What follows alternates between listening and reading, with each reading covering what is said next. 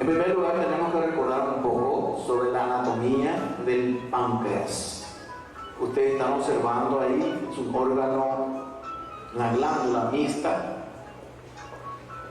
que se ubica detrás del estómago, es retrogástrica, delante de la columna vertebral, de la aorta, de la vena cava inferior y muy en relación con la porción descendente del duodeno. Describimos una cabeza, un proceso uncinado, un cuello, un cuerpo y una cola. Hay muchos vasos que le rodean, como la arteria mesentérica superior, la vena mesentérica superior, la aorta misma, la vena porta que está también detrás, la vena esplénica, la arteria esplénica. Está en una ubicación a veces difícil de acceder por su profundidad y a veces difícil de estudiar, pero es un órgano extremadamente importante y que continuamente es objeto de agresiones, por eso se produce la pancreatitis aguda. En primer lugar, tenemos que definir qué es la pancreatitis aguda. Es un proceso inflamatorio no infeccioso. En eso se diferencia, por ejemplo, de decir amigdalitis o traqueitis, bronquitis, todos son procesos infecciosos. Pancreatitis es inflamatorio no infeccioso, al menos de entrada, a menos que se complique con una infección, pero de entrada es un proceso inflamatorio no infeccioso del páncreas y que frecuentemente afecta al tejido peripancreático, no solamente al páncreas, y puede involucrar órganos y sistemas distantes. Entonces, no infeccioso, no se olviden de eso. El cuadro clínico principalmente se basa en el dolor abdominal, dolor en el epigastrio, región umbilical que se irradia flancos y espalda y que mejora en la posición fetal. Fíjense las posiciones que busca el paciente víctima de pancreatitis aguda. Además, se acompaña de náuseas, vómitos y distensión abdominal, y puede haber incluso otros síntomas.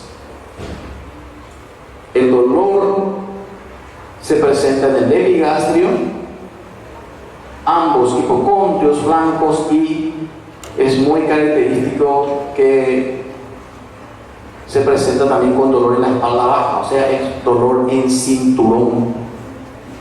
Y esto es muy característico de la pancreatitis aguda.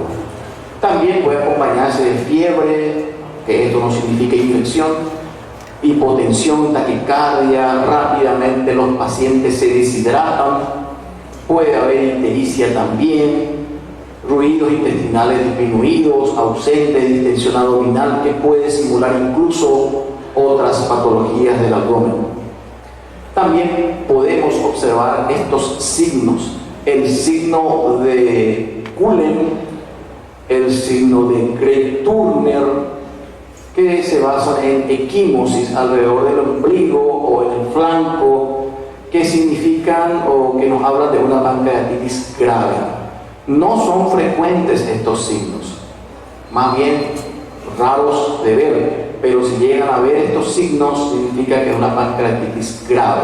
Tampoco se presenta de entrada, sino 48 a 72 horas después del inicio de los síntomas. 80 a 90% de los casos generalmente es una pancreatitis intersticial edematosa. Lo bueno es también de que este tipo de pancreatitis se resuelve en una semana generalmente, pudiendo a veces prolongarse hasta 2 semanas, pero se cura rápidamente. A veces incluso yo le digo a los estudiantes, se trate bien o se trate mal, a veces se cura solo. La pancreatitis necrotizante, que ocurre en el 10 al 20% de los casos, se asocia a necrosis pancreática y peripancreática, o sea, los tejidos que están alrededor del páncreas. Eso es lo que se detecta en la tomografía y esta es la forma agresiva, y esto es lo que vamos a estar hablando en esta tarde. Esta necrosis pancreática, acá ustedes pueden ver una imagen tomográfica. se puede observar, tiene que ser con contraste. Entonces la parte aquí más blanquecina que estamos observando es el páncreas normal. Sin embargo, el resto que ya no detecta contraste es porque está necrosado. Esta necrosis se instala en 48 a 72 horas. Generalmente se puede ver en la tomografía, si la tomografía se realiza después. Si se realiza antes, probablemente no vamos a ver nada. Esta es la pancreatitis necrotizante o necrótica y es la forma grave. Entonces hay dos tipos de pancreatitis, pero también acá habla de grados de severidad. Y aquí tenemos la pancreatitis aguda leve. La pancreatitis aguda leve, donde no existe falla orgánica alguna y no hay complicaciones locales ni sistémicas.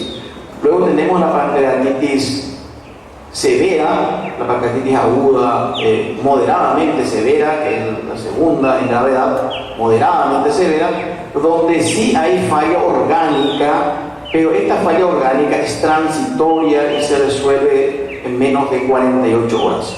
Y puede haber complicaciones locales o sistémicas. Las complicaciones locales puede ser la necrosis, que puede ser estéril o infectada. Y luego tenemos la grave, la pancreatitis aguda severa, que es la grave, donde hay falla orgánica persistente, es decir, más de 48 horas de falla orgánica.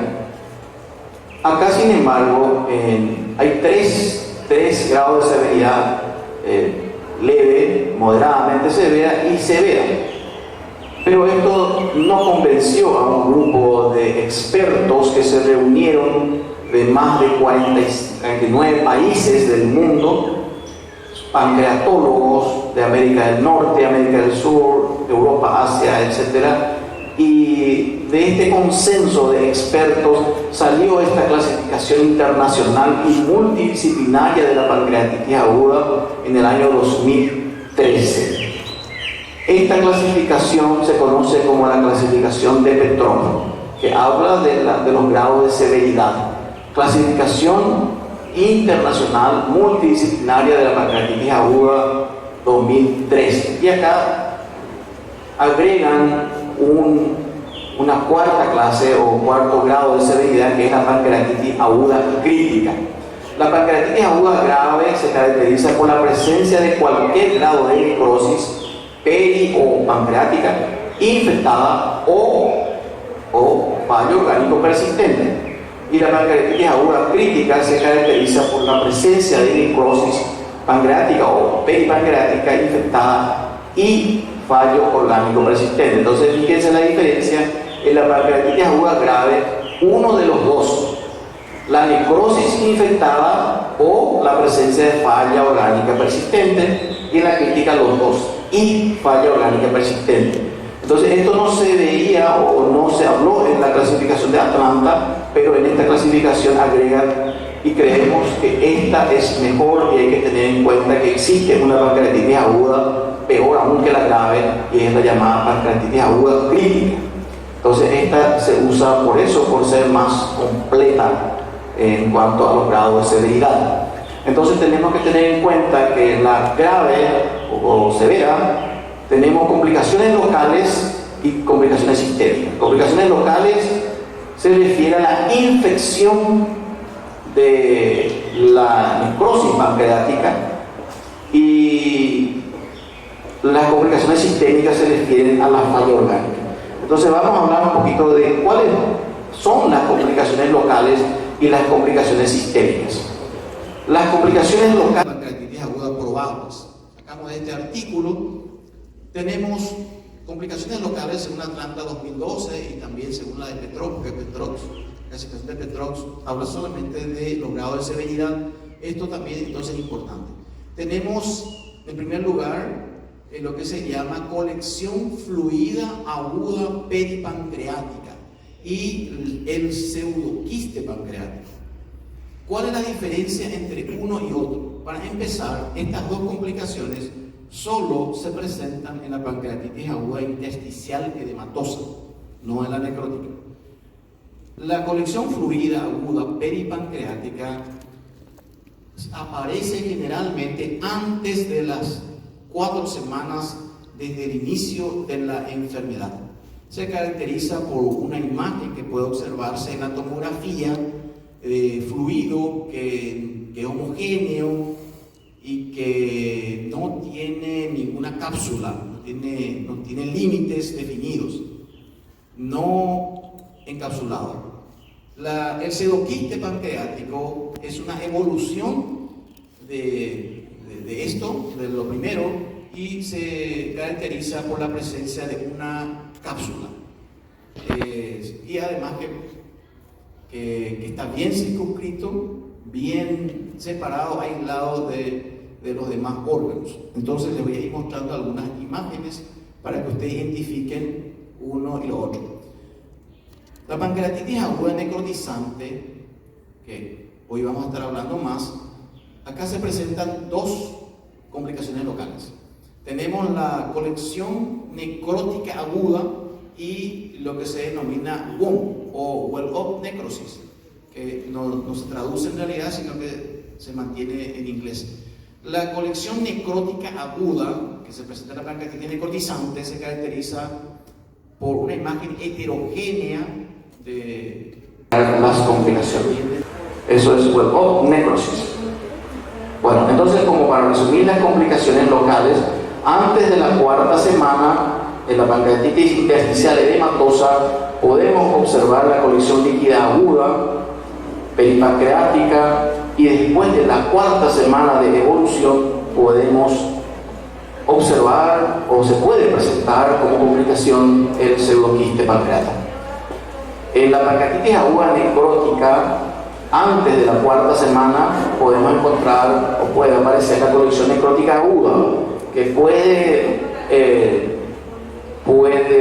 ser estéril o mantenerse estéril, o se puede infectar. Esta necrosis puede ser pancreática y peripancreática, o pancreática solamente o peripancreática solamente, y después de la 4ª semana puede complicarse con el well-up necrosis, que puede mantenerse estéril o se puede infectar. El problema de la infección. ¿Cuáles son las complicaciones sistémicas? Porque estuvimos hablando de las complicaciones locales. Las complicaciones sistémicas se refieren a la falla de órganos. Y esto es muy importante porque habla de gravedad si se presenta. Entonces acá tenemos que tener en cuenta los diversos sistemas. Y cuando hablamos de sistemas, hablamos del sistema urinario, renal. Puede haber falla renal, una insuficiencia renal, puede haber una falla circulatoria, cardiovascular, o puede haber una falla respiratoria. O también falla orgánica, vamos a llamar cuando hay una exacerbación de las comorbilidades preexistentes, como la enfermedad arterial coronaria, insuficiencia cardíaca, EPOC, la diabetes mellitus que se descompensa, la hepatopatía crónica que se descompensa y entra en insuficiencia hepática, y otros. Cuando es un solo órgano, falla orgánica, pero pueden fallar varios órganos, porque a veces ocurre en cascada la falla de órganos. Empieza como la falla renal, después la falla cardiovascular, la falla respiratoria, y los órganos empiezan a fallar. Entonces hablamos de falla multiorgánica. Esto puede ocurrir y tenemos que usar algunos scores, puntuar el sistema respiratorio, el renal y el cardiovascular con este score que se llama score de Marshall. Y acá tenemos en cuenta algunos puntos, vamos puntuando, y con eso vamos a saber si hay falla de órganos o no. Y acá se tiene en cuenta la creatinina, la presión arterial, la presión de oxígeno sobre el VO2. Hay algunas modificaciones que se han hecho en el score de Marshall, pero esta es la que se utiliza. La clasificación de la pancreatitis aguda 2012 habla de utilizar este score para detectar la falla de órganos o no. Score de Marshall. También se utiliza bastante la puntuación SOFA, que habla de una falla orgánica de forma secuencial porque aquí se hace la evaluación en forma secuencial, es decir, hay que hacerlo varias veces al día o cada día, hay que ir puntuando.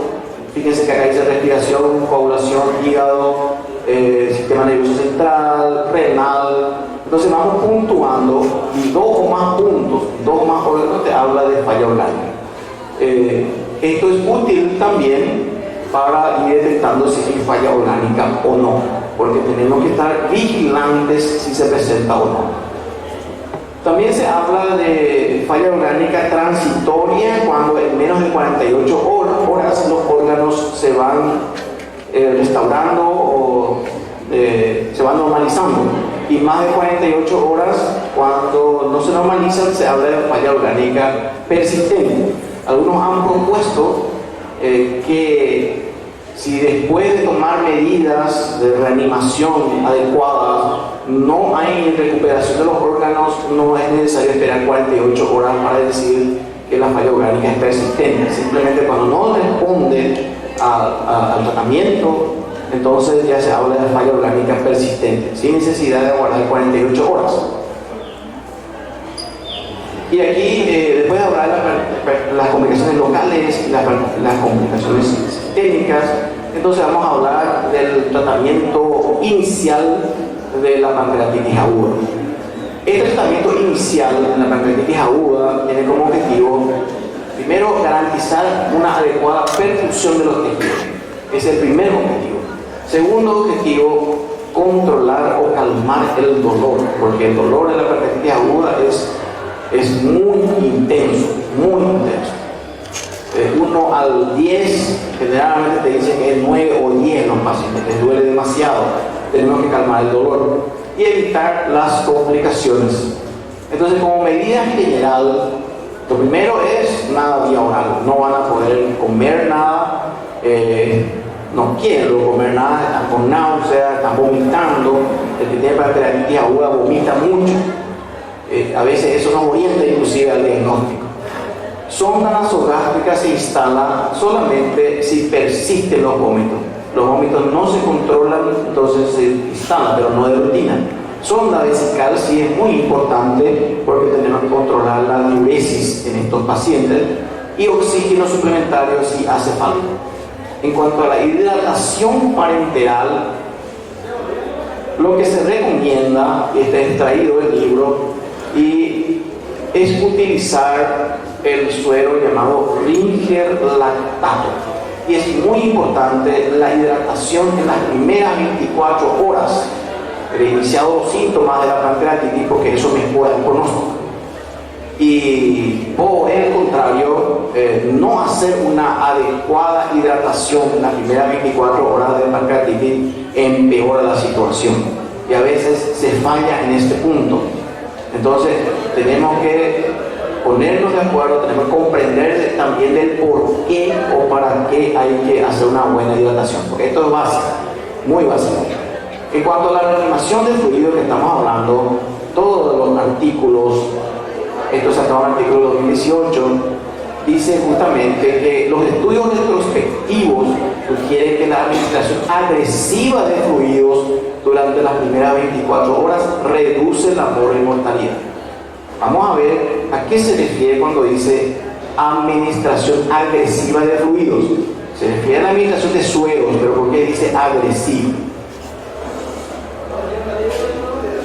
Este es un artículo también publicado que compara el uso del Ringer lactato con otro tipo de sueros. En este artículo del 2019 nos dice que la velocidad óptima de infusión del suero es de 5 a 10 ml kilo-peso hora. En la mayoría de los pacientes, la infusión de 2,5 litros a 4 litros de suero en las primeras 24 horas es adecuada. 2,5 litros a 4 litros en las primeras 24 horas.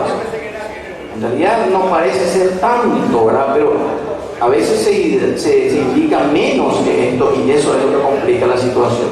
Entonces hay que tener en cuenta eso. Esta es la cantidad que se recomienda. Entonces, Ringer lactato es lo que se recomienda, 2,5 litros a 4 litros en las primeras 24 horas.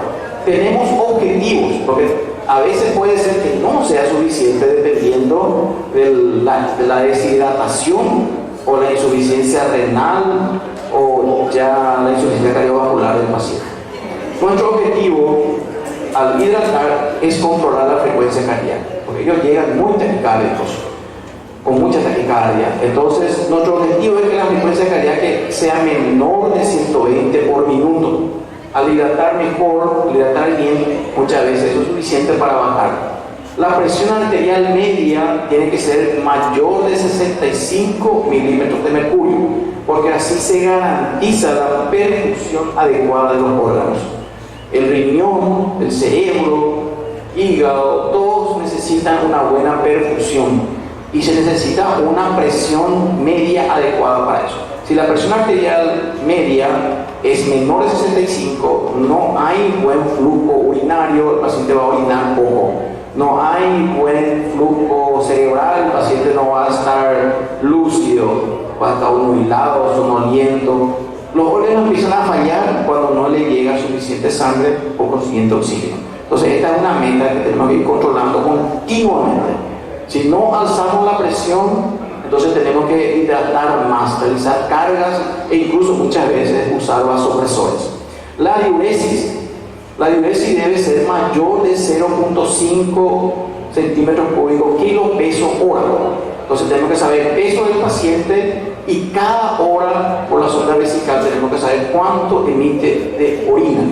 Si es mayor de 0.5 estamos bien, quiere decir que le estamos hidratando bien. Si está orinando poco, quiere decir que no es suficiente lo que le estamos pasando de suero. Entonces hay que tener en cuenta estos objetivos. Además, la urea descender respecto al valor inicial. O sea, de entrada le solicitamos los análisis correspondientes, nos retorna una urea de 60, por ejemplo. Nuestro objetivo es descender eso con la hidratación.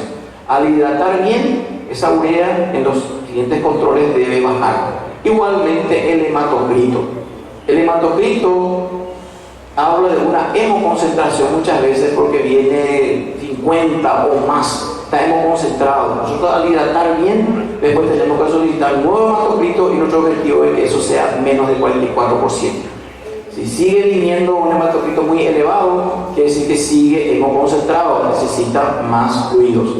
Entonces, no es que nosotros estamos muy cerrados con esta cantidad, sino que tenemos que proponernos estos objetivos e ir controlando. El paciente con pancreatitis debe ser controlado varias veces al día, no es una sola vez.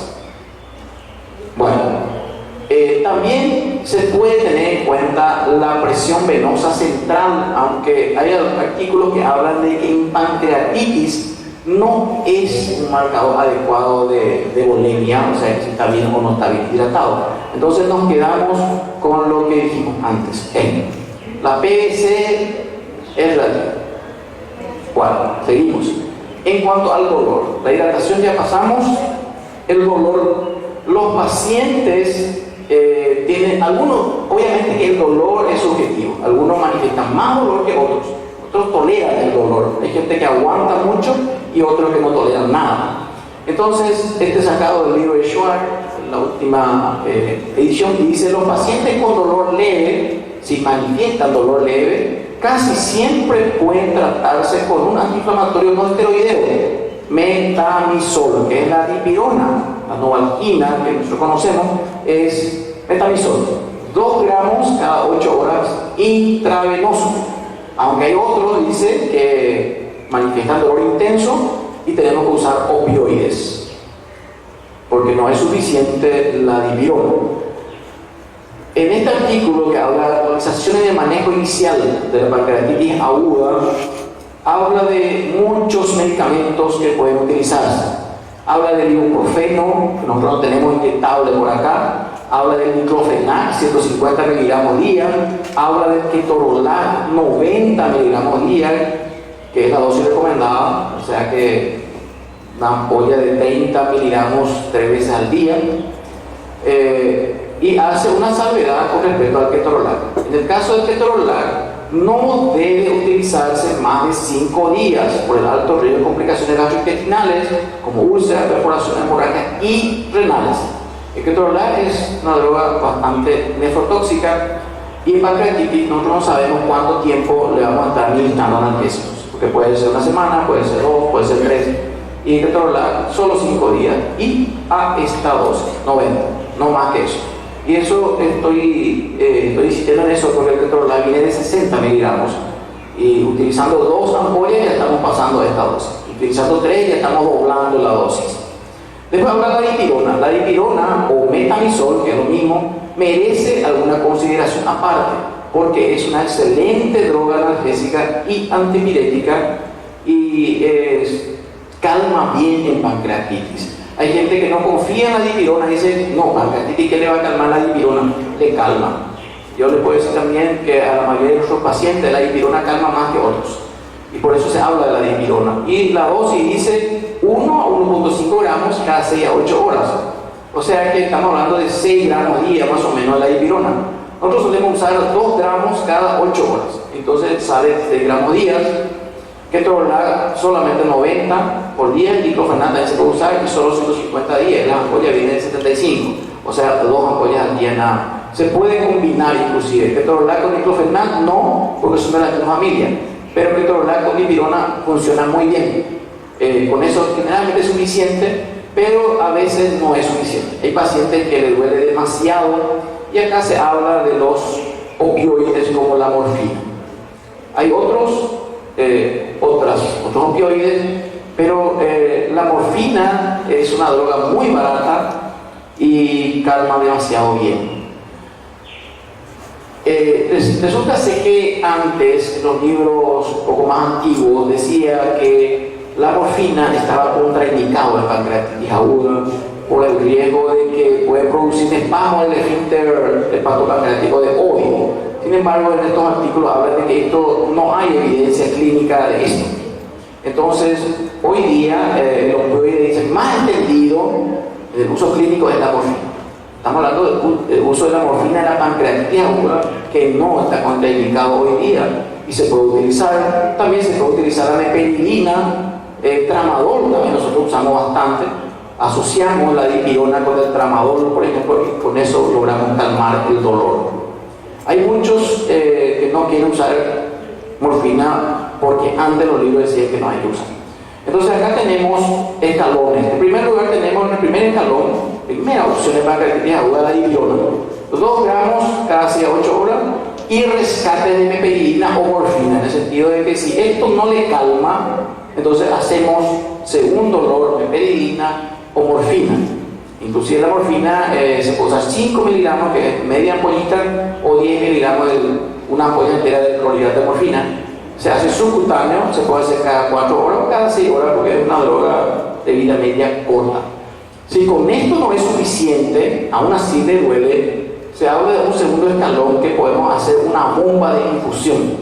Mezclamos todas esas drogas, mezclamos la dipirona, mezclamos 3 ampollas de morfina, 30 miligramos, y goteamos eso mezclamos en 500 cc de suero y goteamos para 24 horas. El tema es que la morfina acá puede ser que le provoque náuseas y vómito, y tenemos que usar ondansetron o metoclopramida como antiemético, y se puede usar inclusive meperidina para reforzar. En casos muy escasos podemos usar inclusive analgesia epidural cuando no le calma el dolor ni con esto. Raramente llegamos a esto, pero generalmente con dipirona y rescates de meperidina o tramadol ya es suficiente para la mayoría de los pacientes. Incluso algunos solo con dipirona y ketorolac a baja dosis ya es suficiente.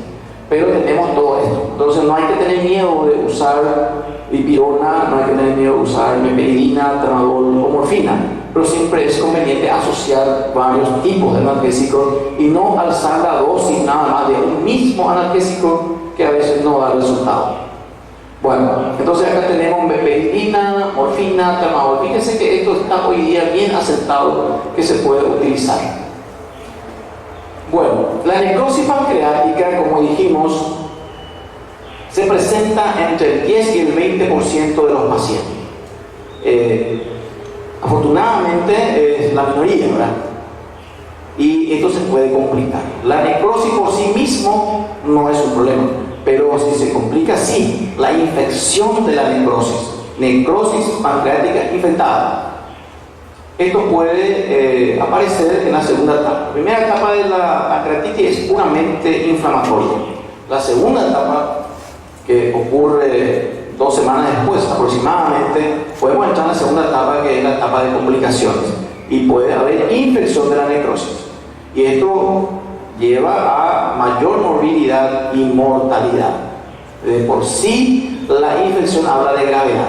Entonces, una de las complicaciones devastadoras de la pancreatitis aguda, como dice acá, es la infección, la NPI.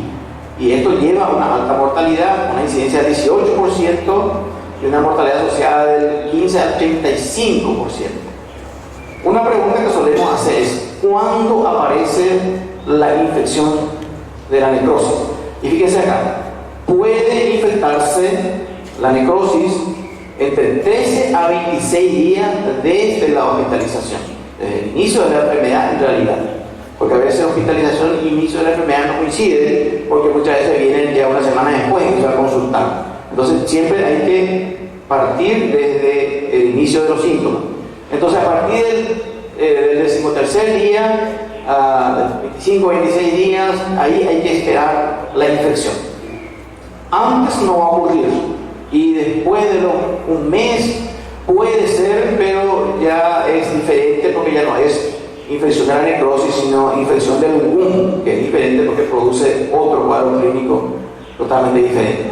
Bueno, entonces fijémonos en este cuadro. Vamos a concentrarnos en la pancreatitis aguda necrotizante. La intersticial no nos interesa mucho porque dijimos esto casi se cura solo. La pancreatitis aguda necrotizante puede complicarse con la colección necrótica aguda, dijimos.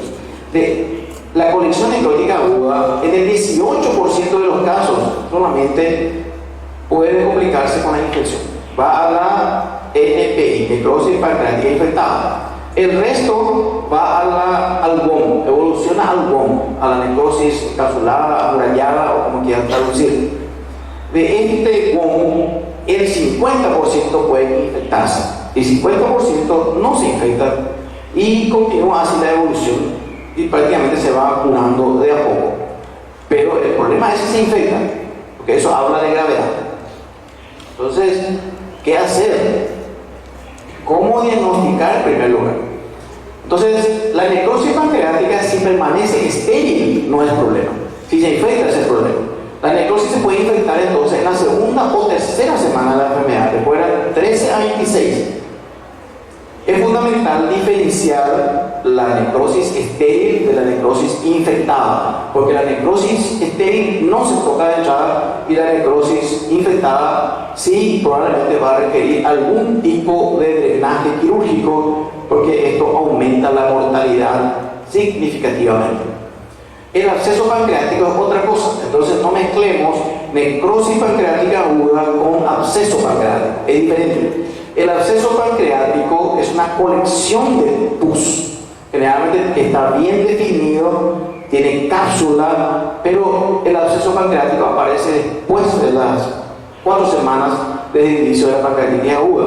La necrosis pancreática infectada puede aparecer entre 13 a 26 días. El absceso es después, y el absceso es más fácil de tratar y de menor mortalidad también. Entonces, definamos: ¿es una necrosis infectada o es un absceso pancreático? Y esto tiene mucho que ver la evolución de la enfermedad, en qué tiempo estamos, porque el absceso es de menor mortalidad.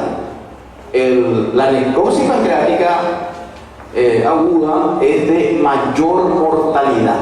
Entonces, necrosis infectada, absceso pancreático. Acá le ponemos versus, ¿verdad? Infección difusa del páncreas necrótico con inflamación aguda. Entre el final de la segunda semana y la tercera semana de la enfermedad es de alta mortalidad. El absceso pancreático es la acumulación de pus de escasa definición, generalmente bien delimitada, aparece entre las 4 a 6 semanas de la evolución de la enfermedad y es de menor mortalidad. Entonces, para hablar correctamente y para saber también diferenciar, saber cómo tratar. Bueno, ¿cómo hacer el diagnóstico de la necrosis infectada? Y tenemos acá 3 puntos que vamos a analizar. A, presencia de gas en la colección vista en la imagen en gas en la necrosis. Eso habla de infección. Cultivo positivo de la punción aspirativa con aguja fina. Otra forma de hacer diagnóstico. C. Signos clínicos inequívocos de infección, o sea, fiebre, deterioro del estado general, leucocitosis, neutrofilia. Signos clínicos, o sea, el paciente tiene signos de infección, tenemos gas en la necrosis, tenemos cultivo positivo. Eso es lo que dice.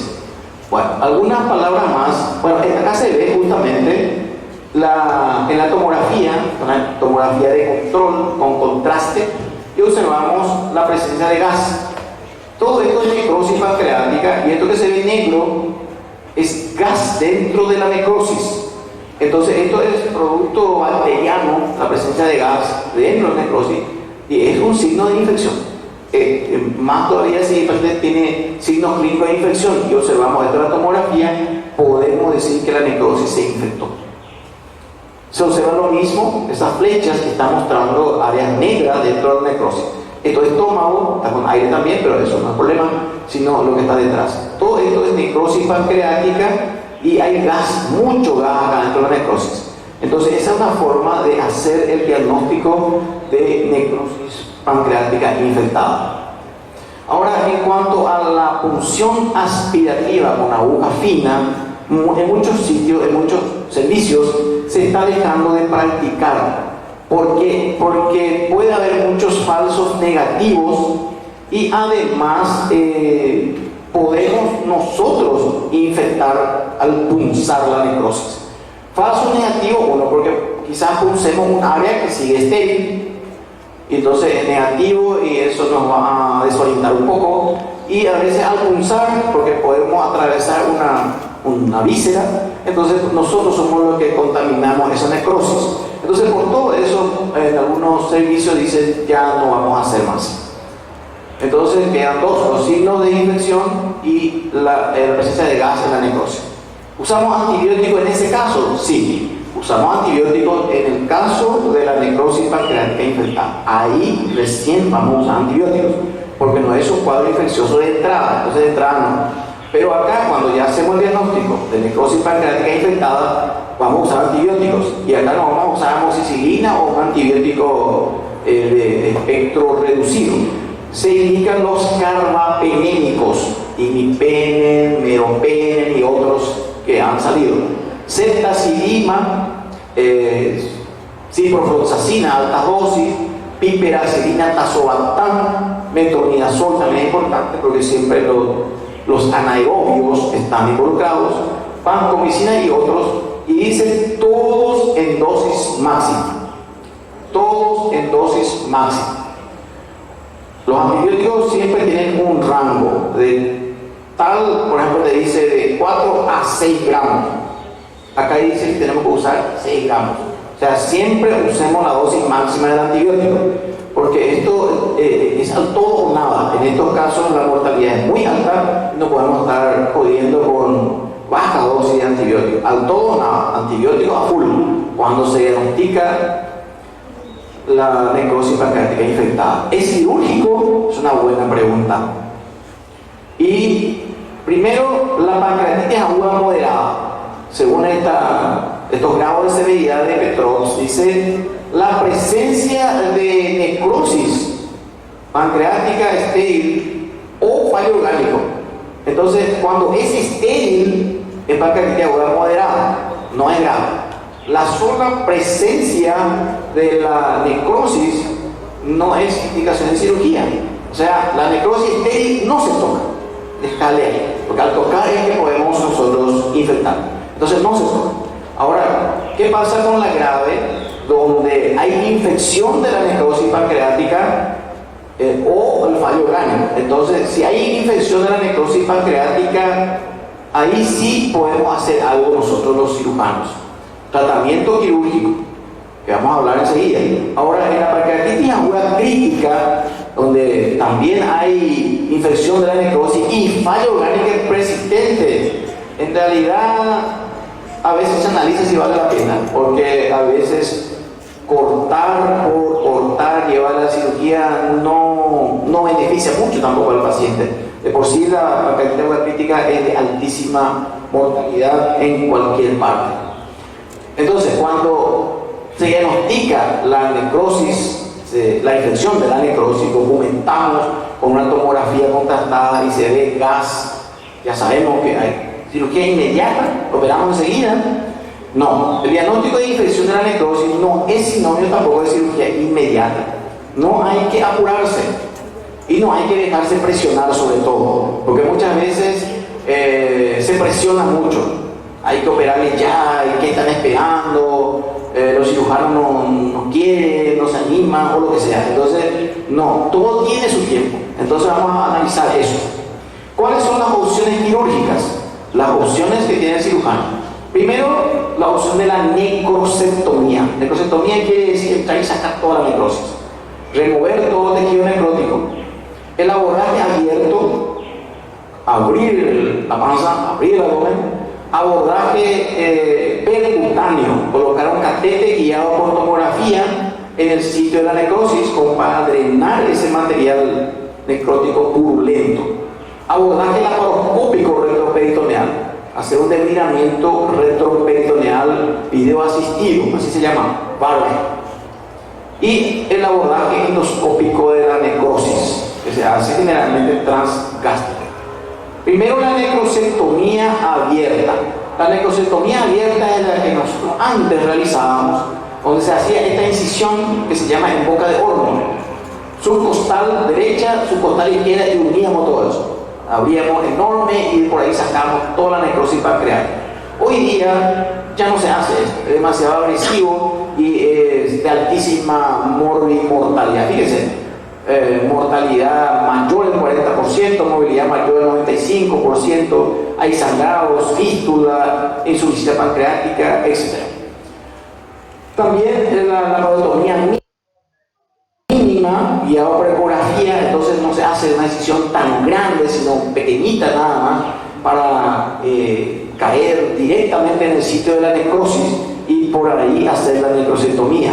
En algunos servicios se hace la laparotomía mínima, pero ya hace mucho se dejó de hacer la incisión en boca de horno. Basado en este artículo y en otros, hoy día se habla mucho de esto, STEAD approach para la necrosectomía en la pancreatitis necrotizante infectada. En STEAD approach hacemos drenaje primario y la necrosectomía. El drenaje primario por catéter, o sea, un drenaje percutáneo, guiado por ecografía o mejor por tomografía.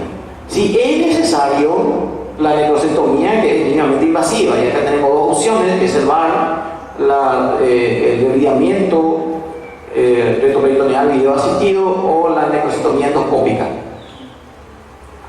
Esto quiere decir un tratamiento escalonado, o sea, vamos a ir por escalón, por parte, no es que hacemos todo de una vez, sino si es necesario vamos avanzando al siguiente y al siguiente y al siguiente. Por eso se habla por eso es el nombre. Bueno, entonces en primer lugar el drenaje percutáneo. Tenemos acá el sitio de la necrosis y se hace percutáneo, se puede hacer guiado por ecografía. No es lo ideal, pero se puede hacer. Entonces, nosotros hacemos la ecografía, miramos exactamente dónde está el sitio de la necrosis, con la necrosis infectada, y hacemos una punción guiada. Directamente observamos la entrada de nuestro trocar y caemos directamente en el sitio y empezamos a aspirar eso. Luego, con un alambre guía, con la técnica de Seldinger, se introduce el alambre guía y vamos dilatando esto hasta colocar un catéter más grueso para que drene por ahí la necrosis. Ese es un catéter de hemodiálisis, creo que es 7 French. Entonces eso se deja en el sitio de la necrosis infectada y por ahí vamos aspirando esa secreción purulenta necrótica. Y con eso puede mejorar muchísimo el cuadro clínico del paciente. Esa es ya por ecografía. Ahí después conectamos a una bolsa para ir recolectando más material. También puede ser el percutáneo, y esto es mejor aún, guiado por tacto. Entonces, la misma cosa, por técnica de Seldinger, se va colocando un catéter más grueso y se va aspirando la necrosis. Bueno, para recordar un poco la anatomía, esto es hígado, esto es estómago y detrás está el páncreas. Entonces, a veces es bastante complicado llegar acá, ¿verdad? Más se llega desde la zona lumbar muchas veces, pero depende también de qué sitio está. Vamos a suponer que ahí está la necrosis, detrás del páncreas, necrosis pancreática infectada. Lo que se hace es un drenaje transgástrico, es decir, se localiza en la imagen tomográfica el sitio de la necrosis, pasa por la pared abdominal anterior, se traspasa el estómago y se llega al sitio de la necrosis. Entonces, a propósito se hace esto, se comunica la necrosis infectada con el estómago para que se convierta en un drenaje natural, digamos, de la necrosis. Entonces hay una comunicación acá, después una fístula, la necrosis va al estómago y ahí se va evacuando y se retira después el catéter. Entonces a propósito, no es un error traspasar el estómago. Drenaje transgástrico de la necrosis pancreática infectada. Así más o menos va a quedar el catéter. Piel, pared del abdomen, estómago y llega al sitio de la necrosis. Entonces, por ahí va a salir y cuando se retire el catéter, eso se va a comunicar al estómago. Después eso se va a cerrar solo, generalmente. Bueno, ¿qué es el PAR y qué es la necrostomía endoscópica? PAR no es lo que se hace en el fútbol, ese de mirar allá, eso es PAR sin T. Esto es necrostomía retroperitoneal video asistida. Se hace por videolaparoscopía, se hace una incisión generalmente en la región lumbar, izquierda por lo general, flanco, región lumbar, introducen los trócares y bajo visión directa se van extrayendo material necrótico. Entonces, esto es todo material necrótico que se sacó por esta pequeña incisión. Entonces, por ahí se introducen los trócares y se aspira, se puede introducir una pinza y bajo visión uno va extrayendo material necrótico. Es mínimamente invasiva. Esto es VAR. También está la necrosectomía endoscópica transluminal. Necrosectomía endoscópica transluminal. Entonces se hace una endoscopía y se abre la pared posterior del estómago y a través de esa abertura en la pared posterior del estómago, por ahí se extrae el material necrótico. Esta es la abertura entonces del estómago, se ingresa a la cavidad de la necrosis, se aspira, se lava eso y se deja comunicado con la pared posterior del estómago. Entonces, esto hoy día es el tratamiento escalonado, una nueva solución en el tratamiento de la pancreatitis aguda grave. Entonces, dijimos nosotros, no era indicativo de cirugía inmediata. Esto es lo que hay que hacer. Aprobado el tratamiento escalonado. ¿Cuál es el mejor momento para realizar estos procedimientos? Hay que planificar bien cuándo hacer esto. Y basado en este artículo que compara hacerlo antes de la cuarta semana o después de la cuarta semana, entonces la diferencia es demasiado grande en cuanto a la mortalidad, porque dice que si hacemos antes de la cuarta semana, la mortalidad es del 20.3%. Si esto nosotros retrasamos de alguna manera y esperamos y hacemos después de la cuarta semana, la mortalidad baja al 5.3%. Entonces tampoco es para alocarse y hacer rápidamente. Vamos a suponer que la infección de la necrosis se diagnostica en el día 20, en el día 22 y tenemos que esperar después de la cuarta semana para hacer estos procedimientos. Hay demasiados estudios de metaanálisis que hablan de eso, que mejor es esperar. Por eso dice acá, pancreatitis aguda, su manejo, cuidado intensivo, dice que la mortalidad disminuye significativamente cuando la cirugía se practica luego de la cuarta semana, cuando la respuesta inflamatoria sistémica ya es mucho menor. Entonces, esperar, no apurarse. Acá dice lo mismo, siempre habla de esperar la cuarta semana para hacerlo. Dice durante al menos 4 semanas, porque ahí se encapsula y se demarca la frontera entre el tejido sano y el necrótico. Entonces, menos hemorragia, menos fístula, menos perforación intestinal, etcétera, etcétera. El debridamiento después de la 4ª semana es más fácil. Entonces hay que esperar. Entonces, ¿cómo vamos a demorar la intervención? Si es que estamos en el día 21, 22, 25 recién y falta una semana o más para llegar al tiempo ideal. Y bueno, y acá tenemos el drenaje percutáneo, es lo que podemos hacer. Drenaje percutáneo, punzamos, drenamos con la ayuda de la tomografía, localizamos y dejamos un catéter. Con eso a veces es suficiente para reducir la sepsis y permitir el retraso de 4 semanas para ser continuado. Con eso y con los antibióticos podemos retrasar entonces todo tipo de intervención. Bueno, esto es justamente lo que dice en estos artículos que yo reporto. Consiste en administrar antibióticos, drenaje percutáneo guiado por tomografía, si es necesario, y después de un retraso de varias semanas, debridamiento mínimamente invasivo. Necrosectomía, abordaje percutáneo, endoscópico, laparoscópico o retroperitoneal asistido. Y se puede mantener una pinza y bajo visión uno va extrayendo material necrótico. Es mínimamente invasiva. Esto es VAR. También está la necrosectomía endoscópica transluminal. Necrosectomía endoscópica transluminal. Entonces hace una endoscopía y se abre la pared posterior del estómago y a través de esa abertura en la pared posterior del estómago, por ahí se extrae el material necrótico. Esta es la apertura entonces del estómago, se ingresa a la cavidad de la necrosis, se aspira, se lava eso y se deja comunicado con la pared posterior del estómago. Entonces, esto hoy día es el tratamiento escalonado, una nueva solución en el tratamiento de la pancreatitis aguda grave. Entonces, dijimos nosotros, no era indicativo de cirugía inmediata. Esto es lo que hay que hacer. Aprobado el tratamiento escalonado. ¿Cuál es el mejor momento para realizar estos procedimientos? Hay que planificar bien cuándo hacer esto.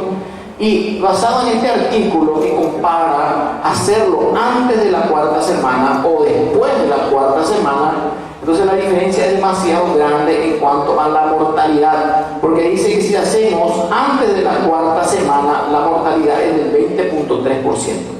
Si esto nosotros retrasamos de alguna manera y esperamos y hacemos después de la 4ª semana, la mortalidad baja al 5.3%. Entonces tampoco es para alocarse y hacer rápidamente. Vamos a suponer que la infección de la necrosis se diagnostica en el día 20, en el día 22 y tenemos que esperar después de la 4ª semana para hacer estos procedimientos. Hay demasiados estudios de metaanálisis que hablan de eso, que mejor es esperar. Por eso dice acá, pancreatitis aguda, su manejo, cuidado intensivo, dice la mortalidad disminuye significativamente cuando la cirugía se practica luego de la 4ª semana, cuando la respuesta inflamatoria sistémica ya es mucho menor. Entonces, esperar, no apurarse. Acá dice lo mismo, siempre habla de esperar la 4ª semana para hacerlo. Dice durante al menos 4 semanas, porque ahí se encapsula y se demarca la frontera entre el tejido sano y el necrótico. Entonces, menos hemorragia, menos fístula, menos perforación intestinal, etcétera, etcétera.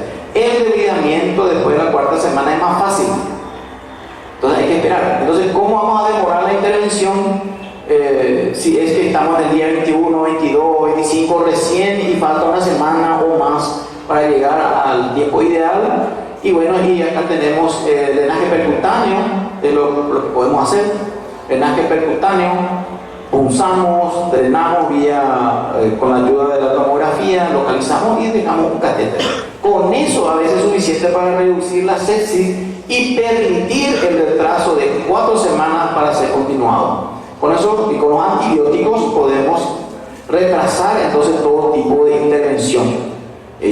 Bueno, esto es justamente lo que dice en estos artículos que yo reporto. Consiste en administrar antibióticos, drenaje percutáneo guiado por tomografía, si es necesario, y después de un retraso de varias semanas de abridamiento mínimamente invasivo. Necrosectomía, abordaje percutáneo, endoscópico, laparoscópico o retroperitoneal asistido. Entonces, antibiótico a full, a alta dosis, drenaje percutáneo y esperamos la evolución. Mejora el cuadro clínico, esperamos algunas semanas y ahí recién vamos a hacer la necrosectomía con mínimamente invasivo. Tampoco le vamos a abrir la panza, sino que hacer estos procedimientos que estuvimos hablando del tratamiento escalonado. Entonces, ¿cómo demorar la intervención? Y esta es la respuesta, con antibiótico-terapia y drenaje percutáneo. Después de la cuarta semana, todo es más fácil, porque ya hablamos de WOM infectado, ya es un absceso. Después de las 4 semanas, en el contexto de la pancreatitis aguda necrótica, ya es heterogéneo y encapsulado. Y esto es más fácil entonces porque sabemos hasta dónde avanzar y no tocar tejido sano, porque esto está bien delimitado después de la 4ª semana. Antes de la 4ª semana no sabemos hasta dónde llegar y ese es el problema, que podemos dañar. Entonces el boni infectado es igual a absceso, y absceso es de menor mortalidad y más fácil de retirar. Y bueno, creo que hasta aquí llegué. Un gusto escucharte, pero después de varios años te vuelvo a escuchar en una charla, ¿verdad? Y siempre es un gusto y un placer.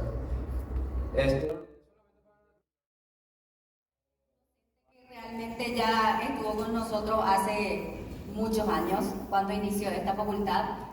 Todos fuimos sus alumnos, desde que empezó esto, todos aprendimos de él las diversas materias que él enseña, y muchas gracias, doctor, por siempre apostar al conocimiento.